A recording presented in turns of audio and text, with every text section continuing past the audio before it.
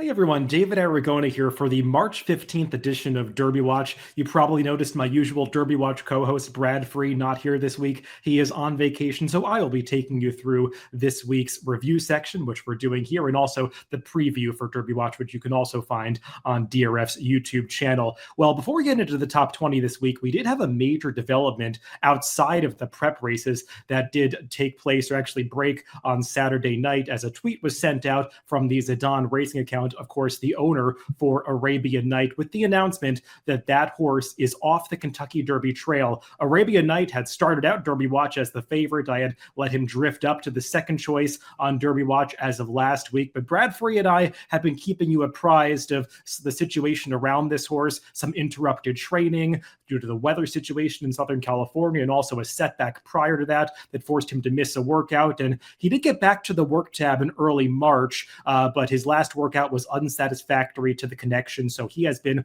withdrawn from consideration for the Kentucky Derby. So given that information, let's take a look ahead to our top 20 list. And with his absence, you'll notice some odds changes, but he was dropped off the list, of course, which did open up one spot.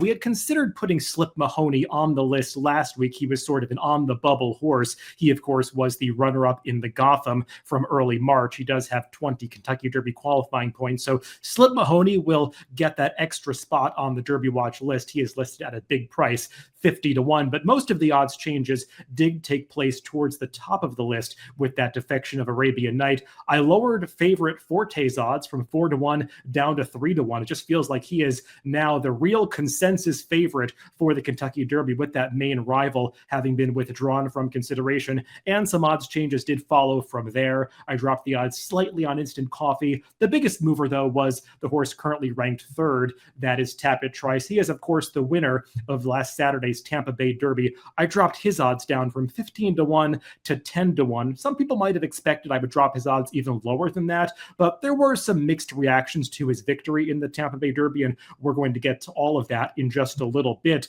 I do want to mention, though, when we started out Derby Watch, say 6 or 7 weeks ago, it feels like we were talking about how strong Bob Baffert's bench was heading into Kentucky Derby season. Now, of course, none of these horses are listed as being trained by Bob Baffert anymore, given the rules around Churchill Downs and the ban on Bob Baffert runners participating there. All of his horses have had to transfer to the Timyock Teen Barn if they are going to get points on the Kentucky Derby trail. But we had 7 Bob Baffert runners, I believe, on our first Derby Watch list, and they've just one by one fallen by the wayside, withdrawn from consideration for the Kentucky Derby. Of course, Arabian Night, the latest in that line, and we're just down to 2 former Bob Baffert trainees that are left on this list, those being Reincarnate and National Treasure. And National Treasure's spot on this list is somewhat tenuous since he was dealing with some setbacks of his own. So things can really change quickly in horse racing and on this Kentucky Derby trail. And one of the trainers who has really come to the fore with top contenders is Todd Pletcher. He has the first and third ranked runners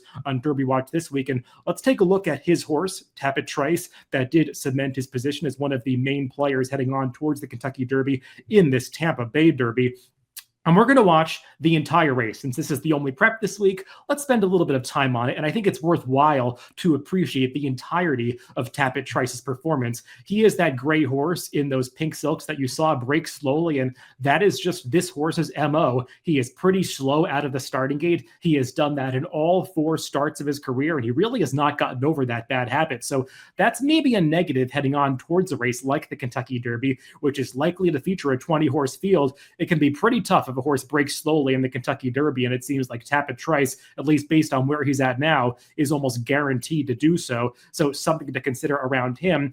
The other portion of this performance that I think you want to consider is what's happening down the backstretch. You can see Tapit Trice in those pink silks, the gray horse moving through between runners, sort of in that second to last flight of horses. He was gaining forward momentum until about right here, and you can see rider Louis Saya suddenly start really pumping on this horse, trying to motivate him to go, and he's just not responding as they pass the half mile pole here, coming around the far turn. It briefly looks for about a furlong like he's going to get nothing, potentially finish off the board in this race, because Louis Saez is asking him for his very best, and he's just not going anywhere. Actually, Classic Car Wash, who is the runner-up in this race, is moving away from him at this point in the race, but suddenly here he gets a tap of the whip, and this horse realizes that it is time to go. He finds some daylight here, gets out in the clear as they turn for home, and you can see this big gray son of Tapit just lengthen his stride, and he is going to mow down the leaders in the final furlong and a half. And I was looking up some of the data on the timing of this race from GMAX, and Tapit Trice is the rare dirt horse that was actually able to achieve the feat of running successively faster furlongs for the final 3/8 of this race, each furlong faster than the next one as he came onto the finish line. So really does bolster his credentials with regard to stamina and potentially handling the Kentucky Derby distance of 1.25 miles that he was able to finish off this race so strongly. But you do have to be somewhat concerned about those unfocused, unprofessional tendencies that he showed within the body of this race, disengaging from his rider's cues, braking so slowly. And given all of that, he just gets an 88 Beyer speed figure for the victory in that Tampa Bay Derby. That's not going to quite cut it on the Kentucky Derby trail. He will have to do better than that. And he did do better in his prior start when he ran a slightly more professional race in that 1-turn mile allowance event at Gulfstream Park. But definitely some mixed signals around Tapit Trice and his performance coming out of that Tampa Bay Derby. So I tried to reflect that in his 10-to-1 odds this week.